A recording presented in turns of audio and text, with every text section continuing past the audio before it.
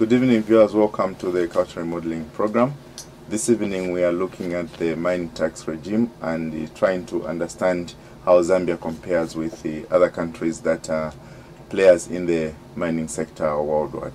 Last week, you will recall that we had a discussion with Minister Dr. Kazonga on the agriculture sector and what government is doing in that sector. Many of you wrote in. Your comments have been passed on to the Ministry of Agriculture, and those comments are being addressed on those concerns that you raised. But for now, let me introduce my guest, and this is the Minister of Finance and National Planning, Honorable Dr. Situmbeko Musokotwane, who is here with us to look at the mining sector in Zambia, how it compares with other countries. With him is Mr. Festo Musonda, who is coming from the Copper Belt and is president of the Sub-Saharan Gemstone Exchange. He is also president of the Association of Building and Civil Engineering Contractors of Zambia. He is chairperson of the Zambia International Trade Fair and the chief executive of Phoenix Materials. Good evening and welcome to the program. Good evening, viewers. Yes, indeed. Thank you very much. Honorable Minister, we are on a very, very important subject of the mine tax regime in Zambia and how it compares with other countries. But to begin with, perhaps try and make us understand the rationale that is there for government to give incentives to especially, big foreign investors. Why do you give them incentives which many Zambians say you don't give us? Well, the incentives that we give are in fact blind as to whether one is foreign or whether one is local. Incentives are industry-based. Whether you're talking about incentives in agriculture, whether you're talking about incentives in manufacturing, whether you're talking about incentives in mining, as long as you're in that industry, you can access them, yes, irrespective of whether you're local or foreign. Mm-hmm. Now, in the case of mining, please understand that investments in mining are typically huge undertakings. If you look at Lumwana, for example, the investment that is going there is certainly more than $500 million US. Mm-hmm. If you look at the investment that is going in KCM right now, which is also approaching billions of dollars. Now, this is money that individual shareholders, either Zambians or abroad, are risking. Okay, they are risking this money in the country, and given the fact that it takes many years in the mining sector for you to get your return, because typically you have to develop a mine for 2-3 years, and after that, in fact, even before then, there's been exploration, then the mining, the development of the project. It takes many years before you get the return. Mm-hmm. So as a result of that, there are incentives, yes, that do come to the mining industry, but our incentives are in line with what is happening elsewhere in the world. What are these? This is that you are allowed to write off profits for taxation. In other words, before you pay tax, you're allowed to deduct the amount of money that you spent in developing the mine. This is a standard practice all over the world. Mm-hmm. Okay, and then the initial losses also up to a period of 10 years. As you make profits, you're allowed to deduct out of those profits. Before you pay the tax, you're allowed to deduct those losses. Again, this is a standard practice all over the world. So if you want to invite investment in your country and you have to compete with other players, other countries in the world, you have no choice but to have this standard type of incentives that you put in the industry. Mr. Musonda, a leader in many of these private sector entities that we went through as we were introducing you. What is your perception about the government's, response to the requests by the locals in terms of incentives? Yes. How do you view this incentive, issue? Yes, I think that to start with, Candidate, thank you very much. The issues of any taxes introduced by government in the world over always triggers debate. For there always be people who are against especially when the government introduces taxes. Shareholders of companies who invest, as you know, the private sector does invest for a simple reason that people want return. And of course, if you look at the windfall taxes in Zambia, it has triggered a debate between the shareholders of these profitable mining companies now and also the other stakeholders on one side. But what is very, very important for us in the private sector is that when you look at tax incentives for industries like the mine, which has a long-term or a long-range planning, you'll find that it's very, very important for people to understand that every investor requires a stable regime in terms of tax system, and of course the windfall taxes has been a contentious debate. But for me, it is a counterproductive to imagine that a windfall tax is sustainable and a solution to poverty alleviation.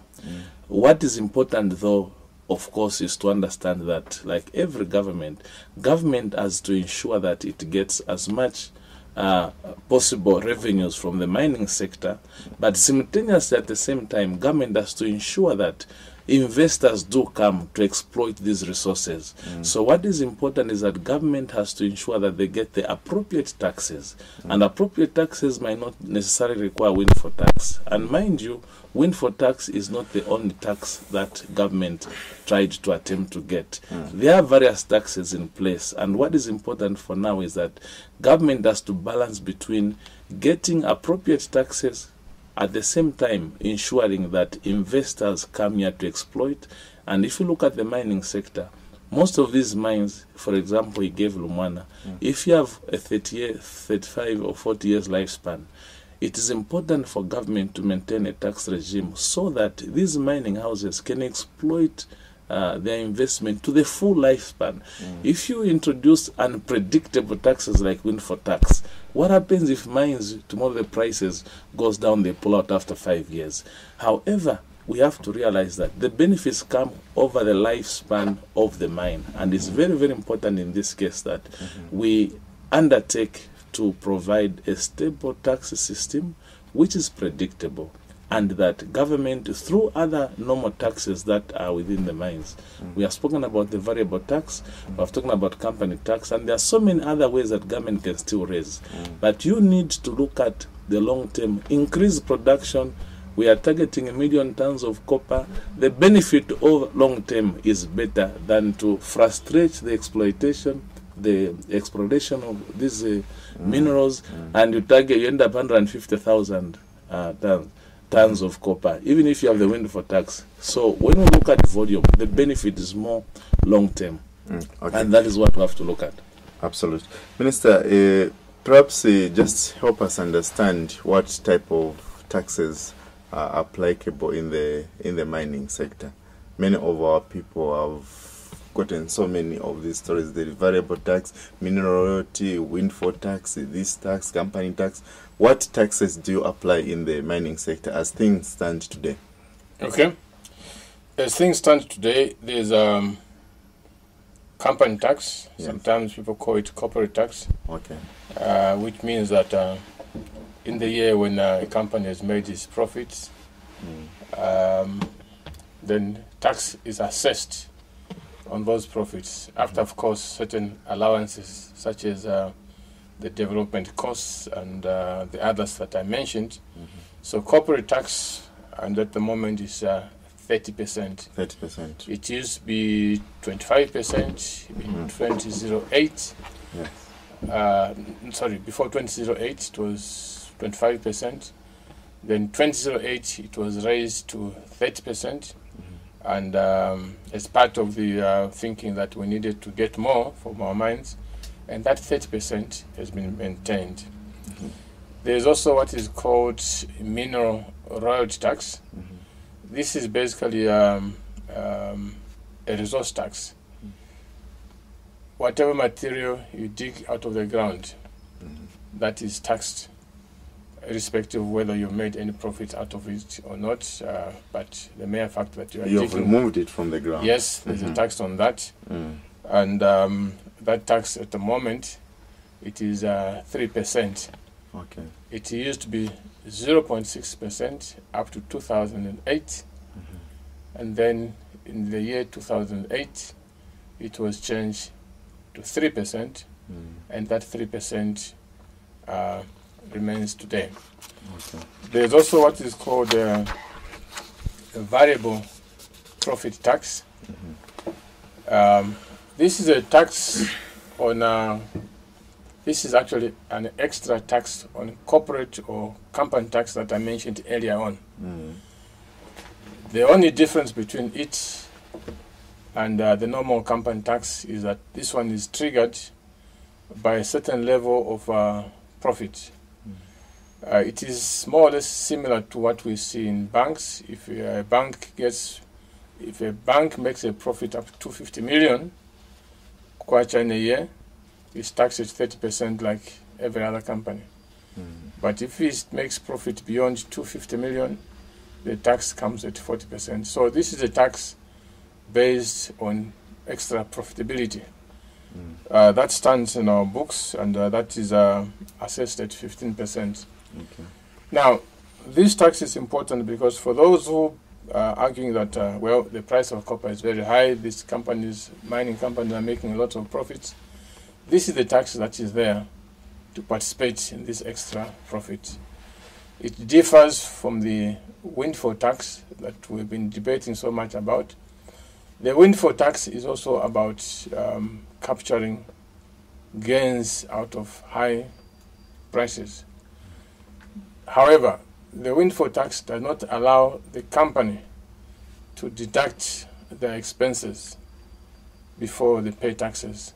So it simply says, okay, you realize 100 billion out of your sales, therefore we put a tax on that 100 billion without allowing the company the opportunity to deduct their costs first before you assess the tax.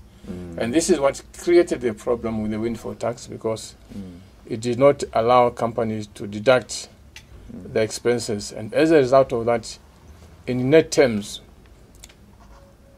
you find that companies were paying 80-90% of their profits.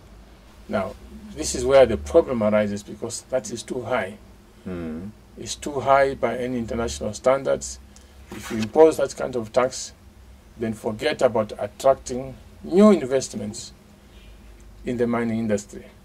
Now, because obviously there is no investor who wants to pay that much, especially that, and I'll come to this point later on, there is no other country in the world that taxes like this. So why should any new investors come to Zambia? And the danger with this then is that, look, even with this level of production of mining, we still have so many young people who are looking for jobs. So these mines are not enough. We need to attract more and more mining companies To put up more mines so that all these young people on the streets are absorbed, either directly or indirectly. Now, when you have laws on your books which ask people to pay 80-90% effective terms, which new companies are you going to attract to create these jobs that you are looking for? So these are the three main taxes that are there. There are other minor taxes, but I think these are the most important. If I may, let me just mention that, and I think I've made this point before, I have a list here of countries all over the world. Yes, how do we compare with them? Yeah. Angola is a mining company. They produce precious stones. They are also metals. The important point here is that they don't have a windfall tax. They do not even have a variable income tax. Okay. Australia, they have, of course, Australia is a major mining country. There is no windfall tax there. They have a variable income tax based on profitability, which is similar to what we have. This is on iron. So company tax, yes, but they also participate in extra profit. And this is what we have also in Zambia. Burkina Faso is a mining country. They don't have a windfall tax. They don't have a variable profit tax. Botswana, they've It's a mining country, as you know. They also have a variable profit tax like us. Canada, no windfall tax, no variable income tax. Chile, which so many people talk about. Chile, the income tax on mining is 17%. Mm-hmm. They have no windfall tax. They have no variable profit tax. Canada, there is no windfall tax. There is no variable profit tax. Congo, same thing. Ghana, same thing. Kenya, same thing. Malawi, same thing. Mali, same thing. Mozambique, same thing. Namibia, same thing. Sierra Leone, same thing. South Africa, same thing. Tanzania, same thing. Uganda, same thing. Zimbabwe, same thing. So if you go through all the list of countries in the world, there is not a single one of them where there is a windfall tax in the manner that was introduced in Zambia. There are only 2 or 3 which, like us, have a tax on how to capture in the extra profit. So one really gets baffled about how people demand things that nobody else in this world demands. This should by itself ring a bell when you are asking for extraordinary things which nobody else does. What does it mean? Have you done your homework? Have you thought through? Have you compared experiences? The end result is what my brother here and I have been saying. If you want to be too greedy by imposing punitive taxes, the end result is that you will not be able to attract new investment to absorb all this labor. Mr. Musonda, what is your view on this matter? Many people have been calling for windfall tax, obviously, because it was done, and it was, as the ministers explained, there was some problems because the tax was applicable on revenues and incomes of the mines rather than the profits. Now, if this were to be applied, for instance, in your sector, how would you receive it? You are a player in the private sector. Yes, I think that windfall tax in the manner in which it was done before, if it were applied in your sector. Definitely, that like any business, we want predictability, and that no one would argue so much to pay tax as long as one makes a profit. But can you imagine that I've got a 15-year plan, and before a mine is opened, 5 years you borrow money, you borrow $50 million doing exploration. The first year that you make your 10 million, a tax is imposed. Now, the first year of making, take for example when the windfall tax was introduced, I think Lumwana was just coming on a stream.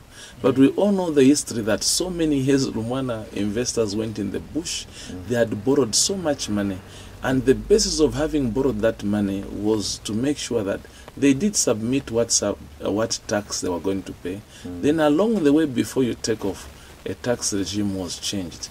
Can you imagine that the insecurity that you can cause to a sector is not only about mining? And also, let's not forget that in the past 20 years, many countries who are in these mining houses have introduced laws which are aimed at and motivated at attracting large-scale players to exploit and mine. The issue is that if anyone makes a profit, even us in the private sector, we should not be greedy. When you make a profit, let's pay tax. But the difficulty is that, can you imagine all of us employees, when you don't get a salary, the tax keep getting to you. This is the same situation. But we have to have a long-term view in that. These high copper prices are cyclic. Can you imagine that you are doing planning for a 35-year long-term mining project? And normally, if we look that the price has gone from 1,400 over the years to about 8,000 now. But normally when you do projects planning, these mining houses have taken into consideration even some higher spots of the copper. But the average earning, in a real sense, is that we cannot use a spot when there's a high copper to imagine that it will be sustainable. And in any case, when you look at their kind of investment, what happens when the copper prices becomes 2,000 tomorrow? Because for you to introduce a tax when you are earning $8,000, you should also be careful that when I earn 1,000, I also want to get back some of that money. That's right. Are we able to do let's that? look at it this way, Mr. Musonda. What is it that the mines are not doing which is causing this anger amongst the people? Let's assume that things stand the way they are. Now, what should the mines do to pacify the people? Because there must be a source of this anger about the mines. Yes, I think that for me, in the private sector, the issue is that the mining houses require that government gives them a very stable tax regime. And also, let's not forget that this also came in when the price of copper dived. And I live on the copper belt. Trust me, even if these mining houses employment, it was so threatened that all these closures, copper belt was going to be a ghost town. But to motivate, if these taxes had been maintained and the mines could have been closed, can you imagine today, even if you want wind for tax, how many mines could have survived? Maybe we are talking about Lumwana. What could we have benefited? We are talking about wind for tax today because a decision was made to motivate them to continue. Now, the issues that might be bringing up this debate is that the mining sector now should have a role to pass on this stable tax regime by engaging suppliers on long-term contracts. They should also start getting responsible by ensuring that the supply side of things, they should be encouraged to engage manufacturing sector to start setting up industries to supply the mining houses. And I think that that cannot show on the balance sheet. In any case, today, most of the consumables in the mines are imported. What happens tomorrow when the price of copper comes to 2,000? If the mining sector does everything to ensure that there is industrial development to supply them with commodities, manufacturers will be able to supply them at the lowest cost, which will prepare them to survive when the prices of copper go low. I think that the way the local participants could be is that now that the mining sector has survived, they should start looking, especially now that the wind for tax is out, they should start looking at who is supplying the mines, who's transporting these things. The issues of them trying to tender things and outsource them from outside Zambia, I think they have to meet government halfway. And I think those are the issues. And if you look at the mining sector, the more they have increased the jobs, let's get the local experts. If you have got the local experts, as we have seen, a lot of mining houses now, just like in the financial sector, there's competition of experts. Let's get a motivated working class. The mining sector has an opportunity to bring about a middle class who can spend money, who can buy things in boutiques, buy vehicles, construct houses. I think that that is where now the mining sector, because you have survived, we need to anchor in them. Not only that, I think there is a need that we start looking at. Zambia is a primary producer of this mining, copper. Traditionally, we're only looking about copper and cobalt, but there are so many minerals that we have in Zambia. And a lot of other Zambians have got this small-scale mining license for the mines. I think we should start opening up avenues. How do these small-scale miners mine also get cheap financing to be able to produce supply to the mines? And also the beneficiation, which maybe we'll discuss later. There is need that we start looking at industries that can consume this copper. But long-term, we want to reach the 1 million. Once you have a higher productivity, the income levels will be so much for government and they can pass it on. But until it's not, there's a chicken egg situation, would you want to reduce the productivity, or you'd want to motivate the productivity? Because once you have the higher production hitting 1 million plus, then the revenues will be just so much. The tax system for the mining sector is quite adequate now. And I think that as long as it's stable, they can plan for it. But the other benefits that Zambians can draw are those I've mentioned, and I think I'll discuss more. Minister, do you have a comment on those? Yes, I think he's raised very valid and good points about what needs to be done from the business perspective. Let me just compliment on that. Firstly, to say that Many people are, of course, discontented because given the level of production that we see, the beneficiaries is too limited. There are a number of reasons for this. One is that at this level of production, in yesteryear, in the 60s and 70s, the number of labor that would have been employed would have been much higher than what it is today. Now, today, the technology has moved on. And I think it was important that the technology moved on here in Zambia too, because we have all discussed here that at one time, the price of copper is going to come down. So unless we do something now to plan how to control the cost of production for copper, then when the price comes down, we are going to be in trouble. People always say, look, ZCCM went under because the price of copper was too low. Over the same period of time, Chile multiplied its production from less than 1 million to more than 5 million. Why? Because they invested in technology. So there is no choice for us to, there's no choice about this matter. We should improve the technology so that when the price comes down, we can survive. But that means that now there's less labor. Okay? What is the answer to this? And also, perhaps I should also add that, you see, the population in those days in Zambia was very small. If you employed a few thousand people, that was it. Almost everybody was covered. In the community, yes. Yes, today the population is much bigger. So what is the answer to all these issues of how to improve the benefit of the community? The answer is precisely to have a conducive investment environment which allows more mines to come in. That would mean that we'll be able to employ more labor, both directly and indirectly, without compromising on the need to have good technology that makes us survive whether the price is low or high. So this is why it is folly to have a windfall tax, because then you stop new investments to come that absorbs this labor. So that is the first point. We need to continue to attract new investment so that more labor is employed directly, indirectly. Second point, people are obviously not happy because it is true that the level of tax revenues from the mining sector has been low compared to what it should be.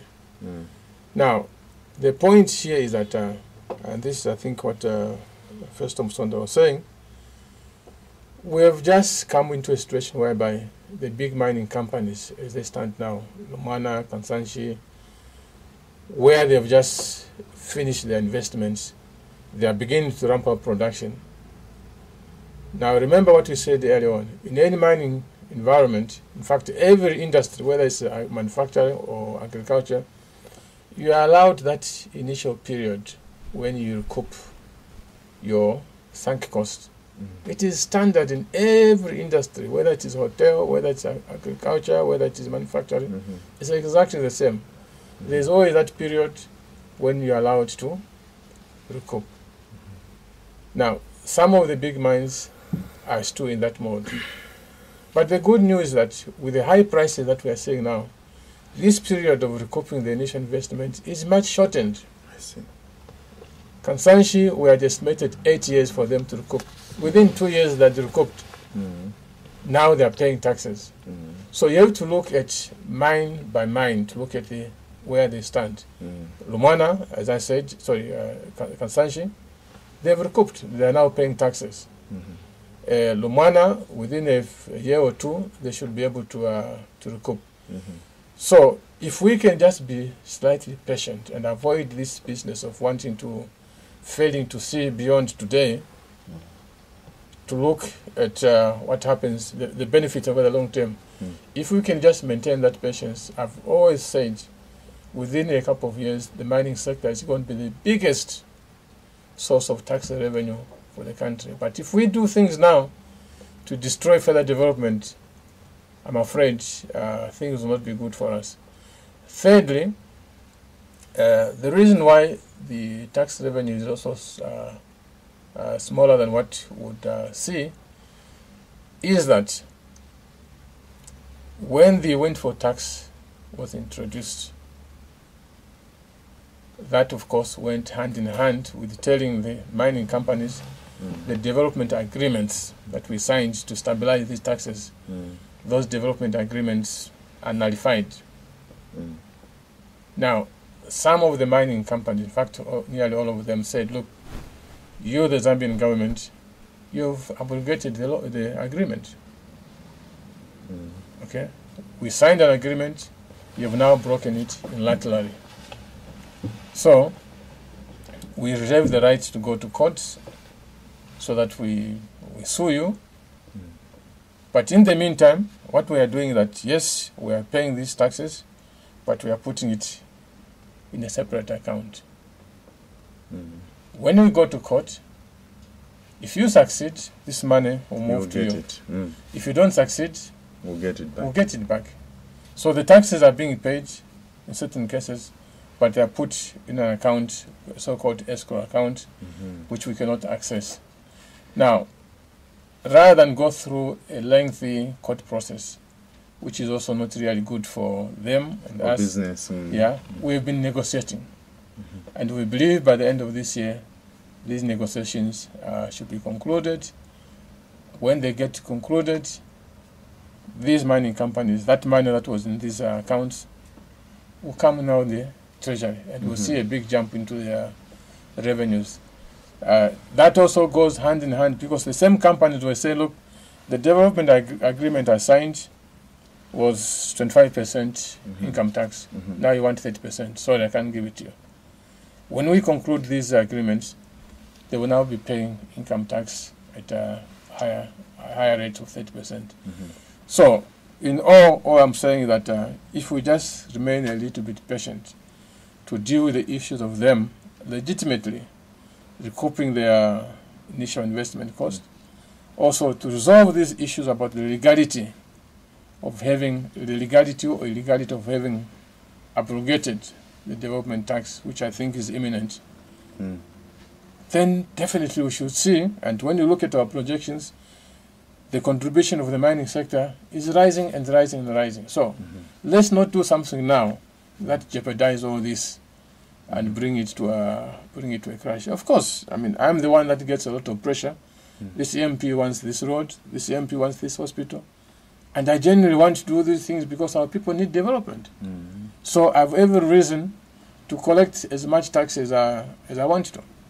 But we must do things in a sensible manner so that we don't kill the basis of future growth. Finally, of course, I would not argue against the possibility that there are some mining companies, just like in every other sector, there may be some mining companies who are doing fidgeting around and so forth. But this is about issue of strengthening capacity in ZRA. As they normally say, if you see a fly or a mosquito, don't get a hammer to kill it, because there are other jobs that can do it better. So similarly, if we are unhappy about certain companies not doing their books properly, the answer is not to introduce a punitive tax. The answer is to develop capacity to deal with that problem. So, in terms of capacity development, what is your view on the capacity in ZRA to correct taxes, not only in corporate setups, but also from small, traders in Kamwala, traders in Masala, traders in Chipulukusu, and so on and so forth? Well, first of all, in mining, yes, there's been this capacity building project with the Norwegians, where the staff there are being trained on how to audit mines, and not just in terms of books, but also in terms of the entire production process, to make sure that from ore to the time when you're exporting, ZRA is in the know of what is happening. But beyond this, I've called ZRA, I've together management board. I've told them I want the tax revenue collections to improve, and tell me what you need, because I don't want any excuses. So I'm ready to assist them in any reasonable way so that they can do their work. But the only way I'm going to judge them, and I've said this plainly to them, The only way I'm going to judge them is on the level of revenues that they collect. Absolutely.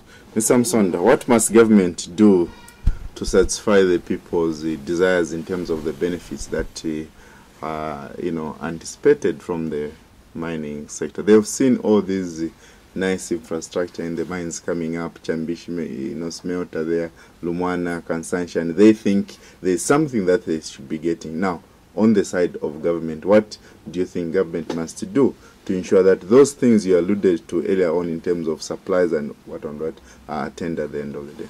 I think that what is very, very critical is, as opposed to just imposing unpredictable taxes, strengthen the regulatory framework, because the benefits can come if the compliance for all other softer things which don't necessarily have to do with paying extra tax. And what is also important that when you talk about the capacity for Zambia Revenue Authority, I think the minister has rightly put it that the challenge also has been the transition from developmental agreements into these taxes imposed. Now, even if I was a tax collector on behalf of government, when these transitions are not finalized, that has posed an extra challenge, because what do they enforce, if at all? When they go one side, they say, look, go back to your minister, because we are the meeting, there are issues here on development agreement. The lack of predictability in the tax system makes it even more difficult for you to collect a tax. It's easier to make business process. I'm happy yesterday there was a report about Zambia doing business processes and the ranking by World Bank. The easier and simpler it is to administer a tax system, even compliance, no one will hide it. But if people are in a business to make profit, they'll be able now to justify so many expenses. But there has to be trust on the part of the players in the economy. There has to be trust on the government. Ultimately, as I said earlier, it is government's responsibility to maximize the revenues, not only in mining, from other sectors, but it has to be appropriate taxes, whilst simultaneously ensuring that business houses, especially those who invest long term, have a return on their investment. Now, when you look at the mining sector today, save for Lumwana, which is a new mining houses and a few smelters, Zambia, we should not start looking at the mining sector based on those 5 mining houses. Some of these mining houses have been around for long. They're almost reaching the center of the earth to mine. But you can imagine that once you reach the center of the earth, the further away you go from your shaft to mine, more costs. And mind you that before you talk about tax, over the years, all other consumables, also take for example diesel and other consumables, have been going up. But the best incentive is that we should encourage government, commend them for a sustainable, simpler tax system for the mining sector. Zambia, part of Zambia has been mapped. We can get 20 other mining players to come in this economy. And when new mines come up, they are coming with a new technology, new investment. You will find that instead of us talking about these 2 limping mines houses who have been around, unless there's an incentive to encourage more exploration, new development. Just there, Mr. Musonda, you spoke about more players coming in. There has been a common perception that players in your sector, this is gemstone sector, don't pay tax. What is the situation there? The issue is that when you talk about the gemstone mining, as opposed maybe to the those are traditional miners mining, also, yes. Yes, but if you talk about gemstone mining, government had the law that most gemstone certificates are purely given in the hands of Zambians. A lot of Zambians, maybe over 500 to 600, have gemstone mining licenses. Is that so? But the issue is that, are they mining? They don't go to Australia to raise this money. They cannot go to the financial sector. Gemstone mining is even a more riskier business than the larger scale mining. So the issue is that the gemstone sector requires to be nurtured. But what is so critical is that the current gemstones we are mining, there has to be a way to add value, because gemstones are labor intensives. There is need again to look at that sector, but because it has been giving insignificant revenue, government with its resources to manage sectors, they have been focusing their energies on sectors where they can get revenue. I think that, Minister, maybe in the coming budget, there is need to holistically look at the gemstone sector, how we do the investment, the exploration, by attracting major players. There are only about 3 or 4 productive mines at the moment, if you look at the gemstone sector. Here again, because we have traditionally been looking only at this, the bigger picture is that you give appropriate incentives which are stable, which will make people find that it attractive to come. But now, when you are trying to close doors, and for people to come in the mining sector, whether gemstones, diamonds, mention it, they first look at the player in this country. How are you looking after Mopani? How are you looking after KCM? Depending on how you look at them, another person does not come. Look, businessmen will always sniff and find where it is appropriate. And I said that over the last 20 years, many countries have been introducing laws to attract people to invest. We are competing in a global economy. Now, it's better once we have a long-term view. Let's open our doors. For example, if companies can add value to copper, give them incentives 5 years, but the structures they put there on employees. Look, with time, 5 years, the first day you start getting close to your 5 years, you will be able to get. But let's not have a short-term view. And this idea of saying, let's get now the price of copper.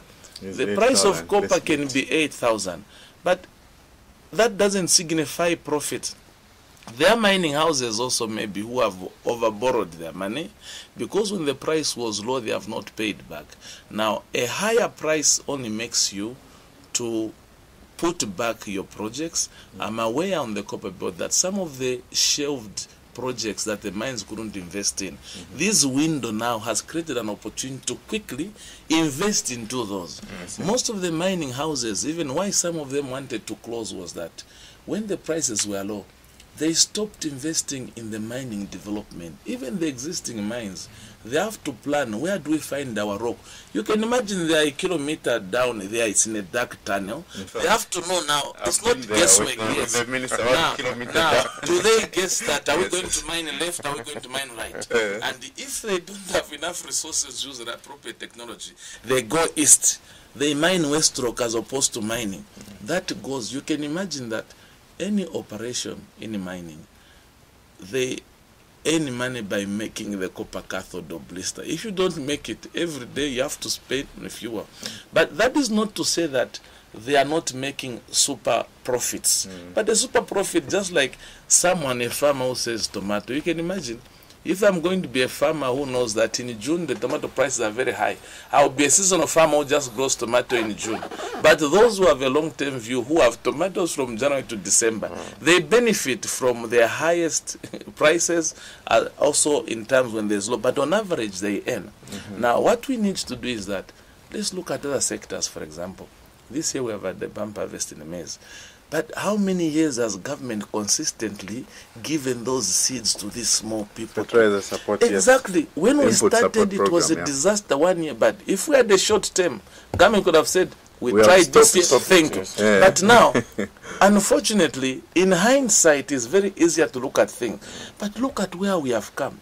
Today, it's easier to say we have 2.8 million bags.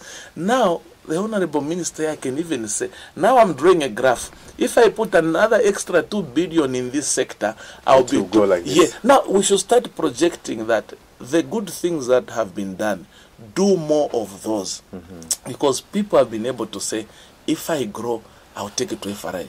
Excellent. But can you imagine in the boom like this, you say, no, the maize is too much now.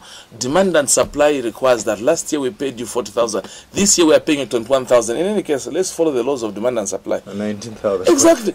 We are exactly. Yes. But now, those are some areas that we can look at. But mining sector, yes, today we are focusing on it. But I think that even, I'm more in the construction sector. A long-term view in any kind of planning is better. Excellent. When you have a long-term view, when the days are bad, even when people, all of us were working, If you can save a 50,000 kwacha, it means that in a bad times you can use it. Excellent. Minister, let's look at the mining sector as it compares with the others in terms of paying tax, the other major players. How does it compare, and where should it be? Well, as I said, in the last couple of years, the revenue coming out of the mining sector has been small. But also here I must qualify, because... Or perhaps let me modify my question. Which other sectors do you think need to be paying tax at the level that people anticipate from the mining sector? Well, the key thing is really the country needs to continue to attract business, and we must nurture these businesses, and up to the point where they are sustainable. That way we can be able to expect more revenues. Just to give an example, it's not really mining where we've taken this approach. In tourism we've done the same.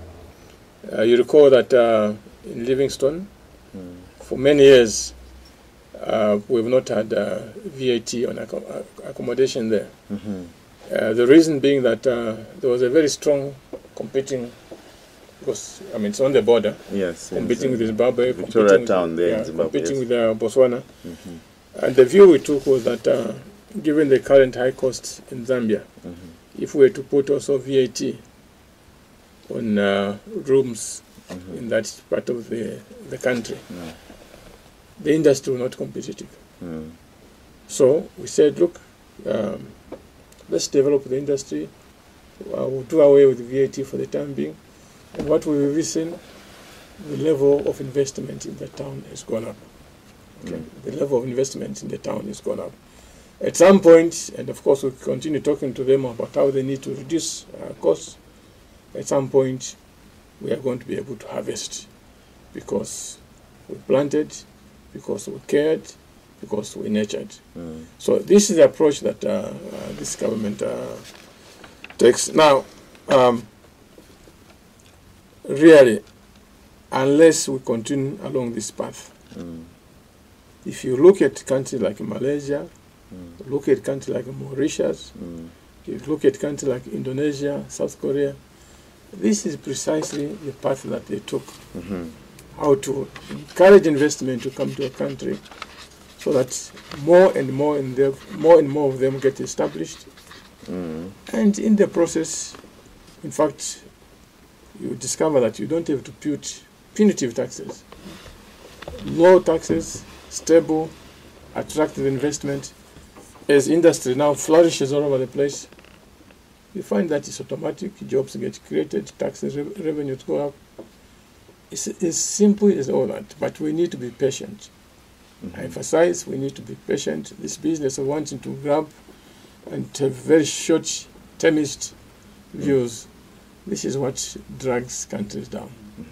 Thank you very much. We will go to a break, viewers. Let's get a message from the CSO on the 2010 National Census. When we come back, I'll be asking the Minister about a comment that was made by Mr. Musonda earlier on about what the mines could do to support secondary industry amongst in the mine sector. Let's go to a break with CSO. Government wants to know, one, which areas are producing food, which areas are suitable for development in terms of agriculture, which areas can we grow more trees in order to enhance the aspect of looking after the planet, which areas are people engaged in XYZ, so that the planning by government for the benefit of the people of Zambia can be properly studied and implemented. Because without knowledge, the government will just be sending monies and development in areas which are not suited for that type of development. And so the census is very, very important as far as we are concerned, the Liwewe family, for the national development. As far as we are concerned, the most important aspect is to know when you are sick, the first thing the doctor does is to say, right, Where did you sleep? Were you bitten by mosquitoes? Were you this? They want to find out as to what has caused the illness so that they can cure it. In this aspect, the government wants to find out.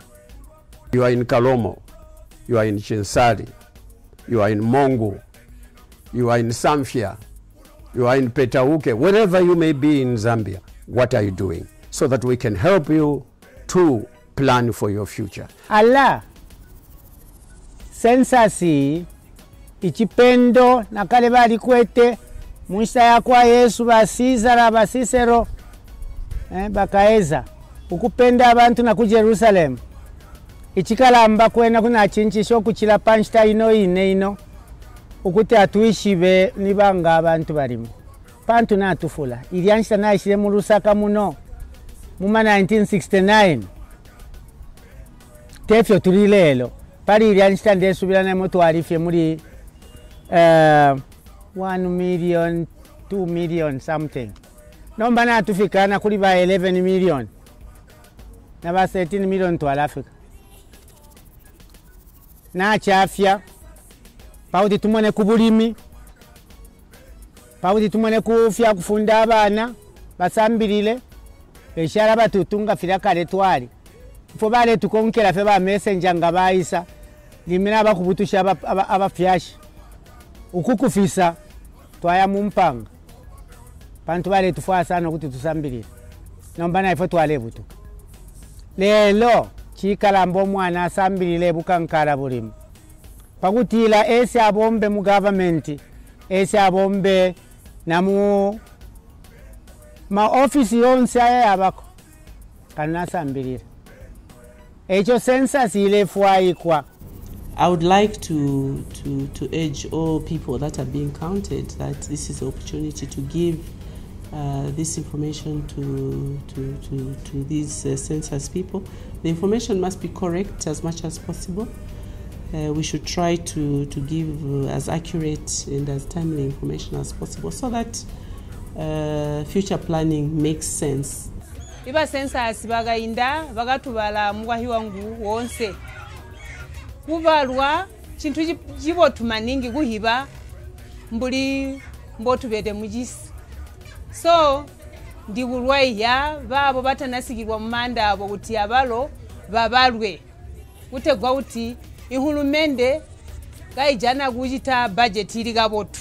Time and again people have been complaining no development is not coming to our community. They are going to certain communities, and these of course are challenges of any administration. But besides all this, the handicap is the information which is necessary in the planning stages. If we have to measure our progress in terms of development, we really have to relate all our plans to the numbers that we have in our community, that we have in our nation. I think this is the crux of the matter in as far as the census is concerned. This is a cross-cutting issue. It has nothing to do with the political players. It has nothing to do with the political parties. It's a national calling. It's a national assignment. In fact, it is not just a socio-economic significant factor. It is also biblical. If you look at it from the Christian perspective, there's a book known as Numbers in the Bible. What does that book talk about? There was a census at one time. They wanted to know which people, how many people were in that region. The National Census helps the government in planning, in organizing, in the sense that if I'm to look at the area in which I'm involved, that is the Youth Soccer Academy, the government needs to know which areas to target. Is it Kablonga? Is it Mtendere? Is it Chawama, where majority of the boys don't go to school? So, using sports, the government can organize activities and be able to work with boys that are not in school. Those boys that are not in school, through sports, work with them and take them back to school. So, it's of great importance that majority of the people give information to the government because the same information, the government will use it for the benefit of the community. Census, guys, tizivomera kupendewa, tifuni kupendewa Mzambia. Nikuzani mayo. Mpendewe nkuzani. Palipena nkani osayopa. Ine napendewa pano siniyopa nkuzani. Thank you very much. Hi, I'm Brian Chilala, one of the senior musicians in this republic. I would like to encourage you to take your chance with the census people, those who are counting the population or all the amenities we have in this republic. Please welcome each one of them and give them the right information so that we can help the government do and plan properly for this nation. There's nothing political about the census. I, for one, made sure I was counted and I gave the right information to the census officials. Like how many people I stay with at home, where do I work, and at the end of the day, I understood their job was mainly to help the government to do the right thing, plan properly for the next generation and for this generation. For example, if we say Lusaka Rural, how many people in Lusaka Rural, where can we strategically put a place like a hospital, a place like a welfare? Where do we put the farming community? How many people can be able to access maybe banking services? All those things is because of the people from the census. The people that do the census already know that the previous census, there must have been a build-up of population and people have shifted from point A to point B. The best we can do for this republic is to plan ahead all the time. But you can't plan ahead without knowing the actual number of the people that stay in a certain area. For this, let each one of us understand that census is non-political. It has nothing to do with politics. Even if there was a change of a system of government at any time, the people that will come in will require the same information for them to plan.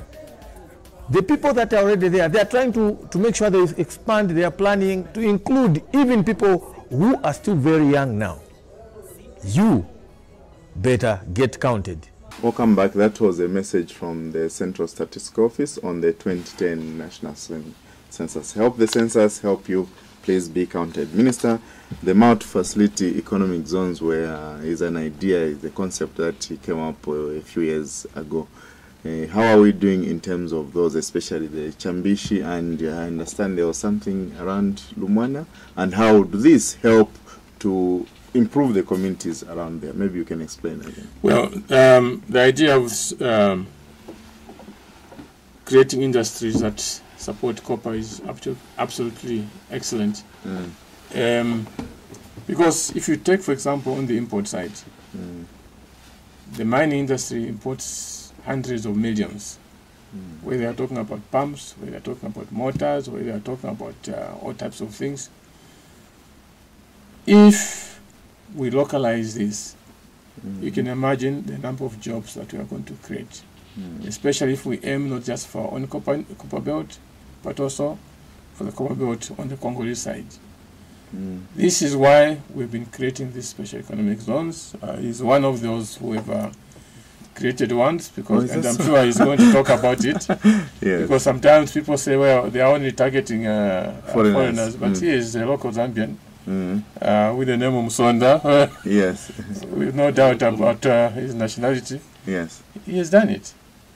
Now, the idea about these special economic zones is to create an environment where we can attract companies, whether to substitute some of the items that are being imported by the mining industry, such as those that I've mentioned, or whether indeed to add value to the copper itself or any other mineral that is produced in this country.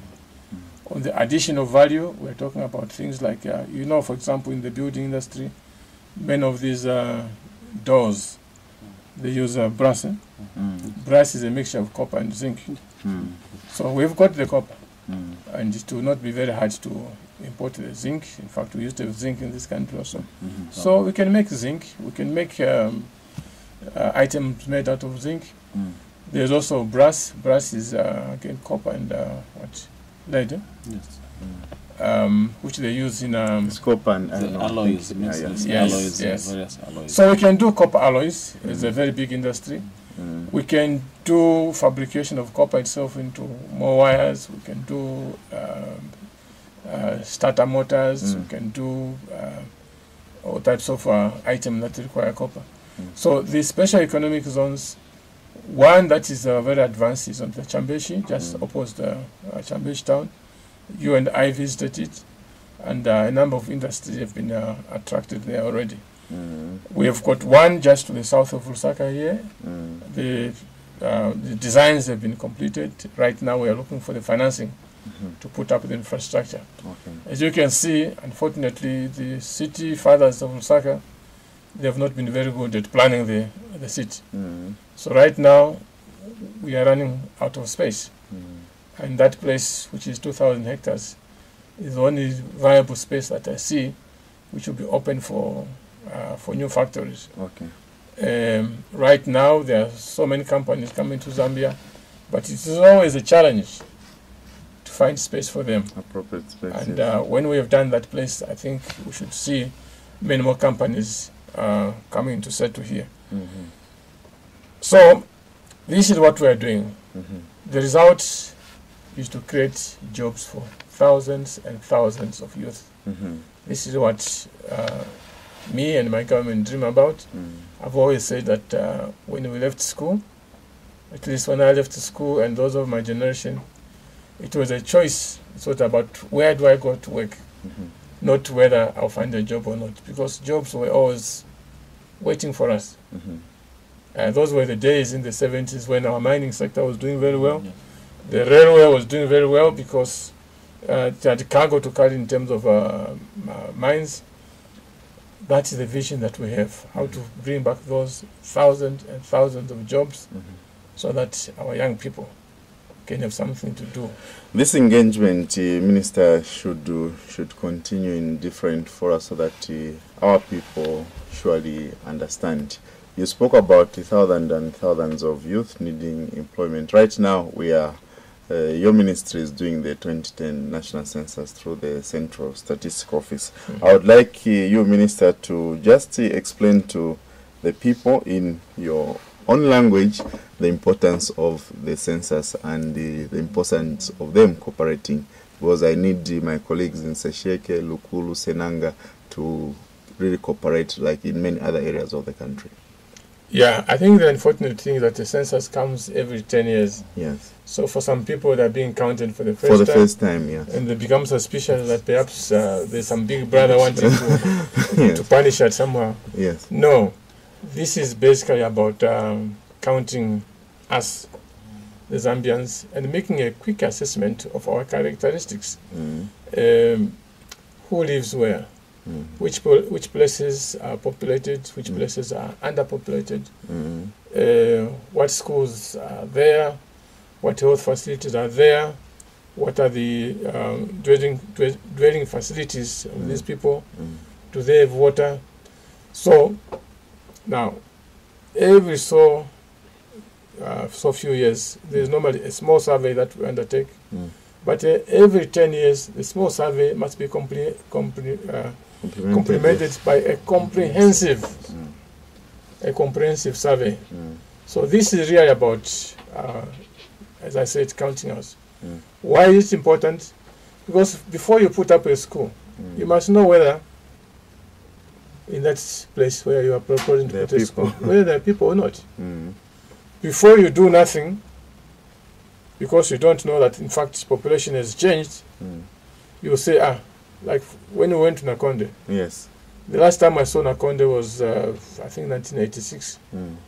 When I went there this time, I was totally surprised that it's gone into a big city. Yes. So, unless there's data to show that human settlements have changed this way, it becomes difficult to plan for development.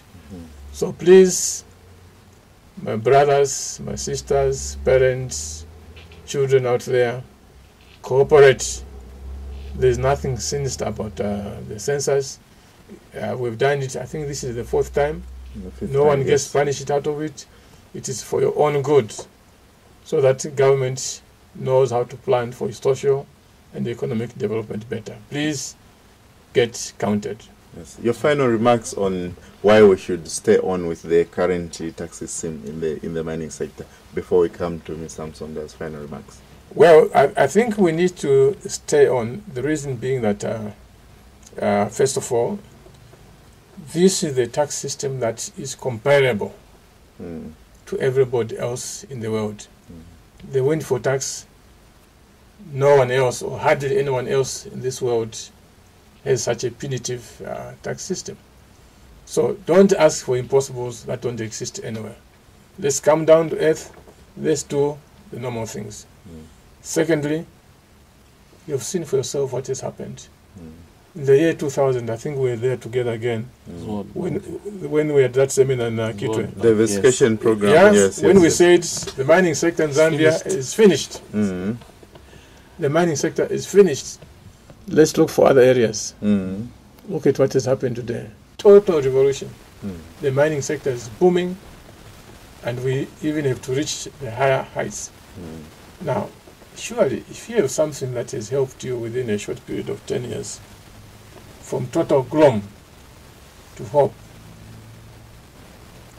why do you want to throw that away? The Americans say, don't fix it if it's not broken. Don't fix it if it's not broken. Don't fix it if it's not broken. You start repairing something which is not broken. Precisely. Yes. So we should, everybody in the world says, look, Zambia has done wonderfully well, things have improved. Now we want to mess it up. For what? So I think I appeal to my countrymen, let's be patient. This thing has worked. This country was almost on the verge of total collapse, and things have turned around. So why do you want to change it? And of course, if I may be allowed to say, yes.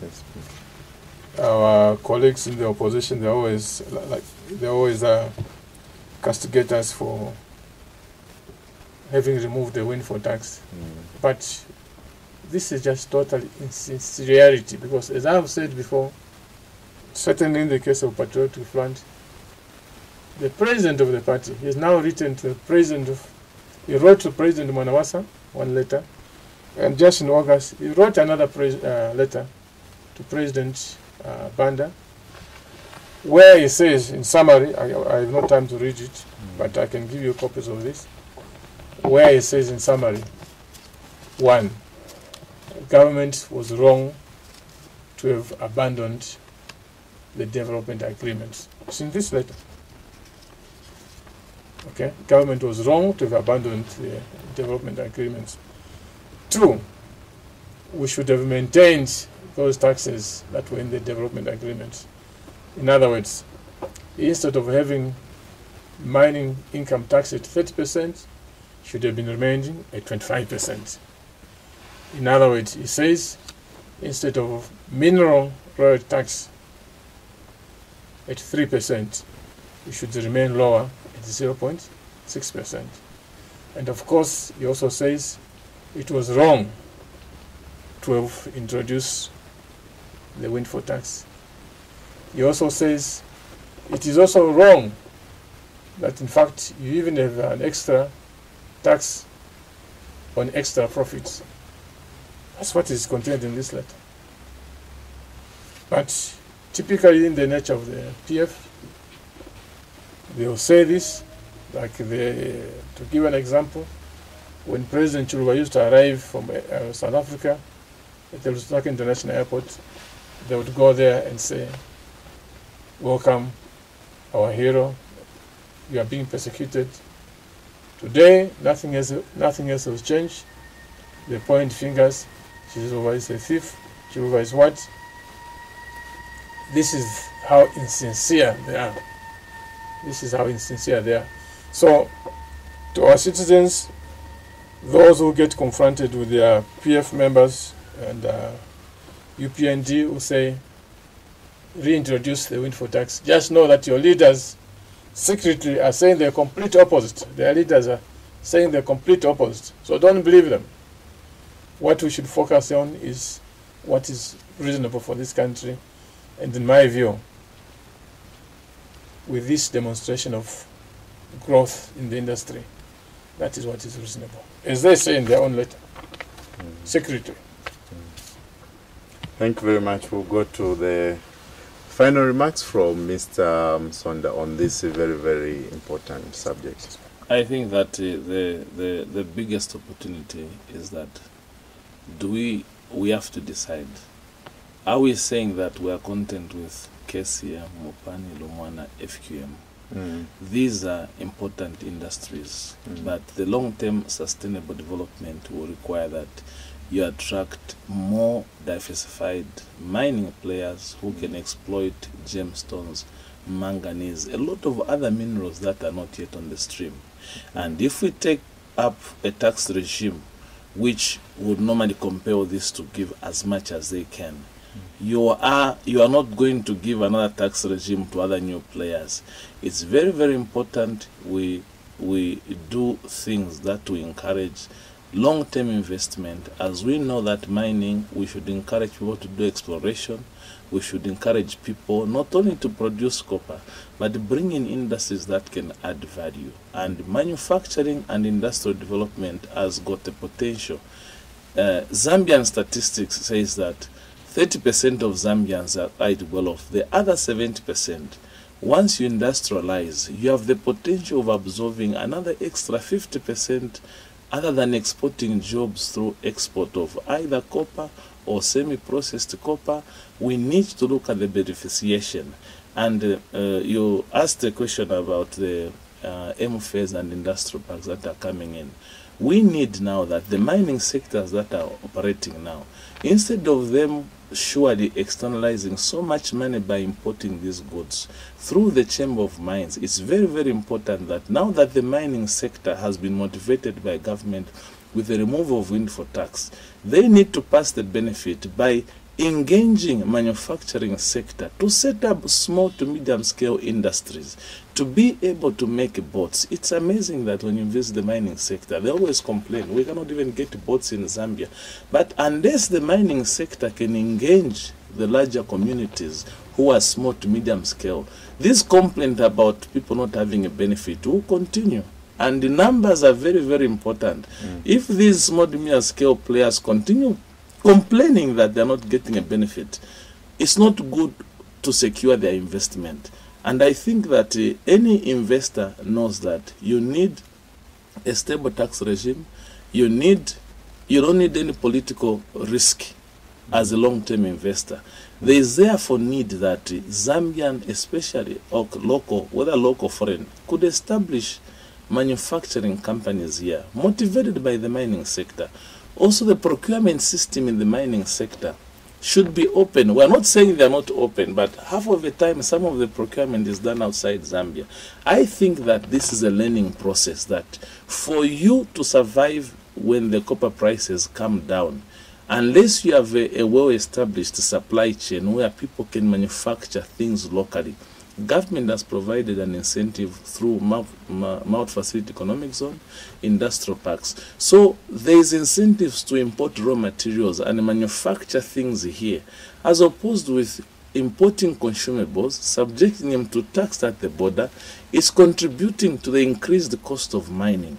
Unless the mining sector can rethink by encouraging, deliberately engaging stakeholders, and I think these complaints will be a bit reduced. And also in the long term, we need this stable tax regime to attract major mining houses. We hear now in Chirabombwe, you can even feel the new corporate structure with the mines that was just launched there almost 2 weeks ago. They believe that even the communities where they live have the possibility of having shares in these mines. Now, it's very, very important that we engage the stakeholders. Mining houses cannot survive on their own. And there's nothing wrong in them making profits. And in any case, these profits are able to be used for reinvestment. The human capital is another factor.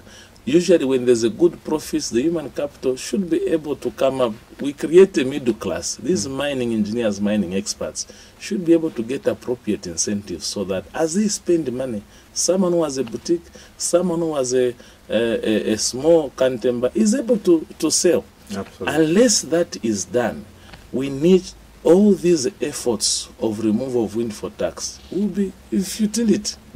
Therefore, there is need for us to look at the mining sector, and for the benefit, a lot of people might doubt that they're not getting a benefit. Can you imagine without a buoyant mining sector? The exchange rate today in Zambia is stable. I think in terms of copper, we are earning a lot of foreign exchange. This foreign exchange is helping us on a stabilization of the kwacha. Now, when the kwacha is at 4,600, as opposed to a weaker kwacha, if you frustrate the mining sector, our kwacha will end up at 7,000, 10,000. What will happen to someone importing a dress, someone importing a car? You will find that your earnings are in kwacha, you pay more. I think that we should not trivialize the potential the mining sector has. Excellent. Mining has supported our economy in Zambia. In the past, mining is supporting, and I am a believer that mining sector will continue supporting the economy growth of Zambia for many years to come. And actually mining has been able to develop towns, if you like. Today in Kansanshi Rumwana there is a boom. Towns come up. You're not going to make timber doors and say, I'm going to develop a new town. Therefore, let's not trivialize. We need a balanced view.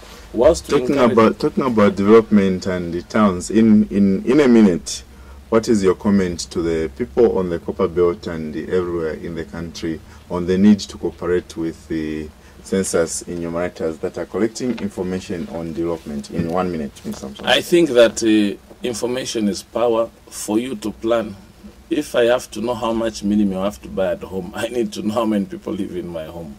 Equally for census. Maybe if this census will pick information that there are 4,000 nurses who don't have jobs, because you say what you do and where you are, it makes government plan that we have extra 7,000 nurses. How do we retrain? What do we do? Or we are extra engineers who are not working. When the immigration is giving out permits to foreign engineers, they will be able to say, government should be able to say, we have 2,000 engineers. Why are we bringing others? So census is purely to audit stock, audit what you have in your storeroom, audit what you have in Zambia. Where are the people living? What kind of lifestyle do they have? Who are they, and gender? It is a requirement. Some of these problems that affect development is because maybe we don't even know how many youths are in Zambia, how many people are 12 years in Zambia, how do we plan? And with the vision of Weather 2030, you need to know how many graduates maybe will be required in 2011, 2012. Where do we need to put more schools? If you find that in Chipata there are 35,000 youths and in Mongo there's only 7, it will make sense to make a high school in Chipata. So these are some of the planning that is required. If you have to be prudent in economic management, unless you know your environment, you know your needs, census is one critical aspect of trying to find out. In any case, we are saying Zambia, the population is 9 million. Maybe we have come 16 million. Unless the census is done, you cannot plan. You need to plan for the our economic resources, and therefore it's encouraging that people should try to, after all, you're a Zambian, for you to call yourself a Zambian, be in the books. Thank you very much. Thank you very much, Honorable Minister and Mr. Musonda. Thank you very much, viewers, for joining us. We've been looking at the mining tax regime and how Zambia compares with other countries. The minister here has explained, and we have seen on the charts on your televisions, that many countries do not apply this windfall tax. In fact, the type of tax that is identical to windfall, which is variable profit tax, there are only 3 countries that apply it, but the rest of the countries that are in the mining sector do not apply that. The best way to go is to leave things the way they are so that mines can continue to invest. Good night. We thank you for joining us. Next week, we'll be looking at youth and child development with Minister Kenneth Chipungu, who will be here with us next week on Sunday. Thank you for joining us, and good night.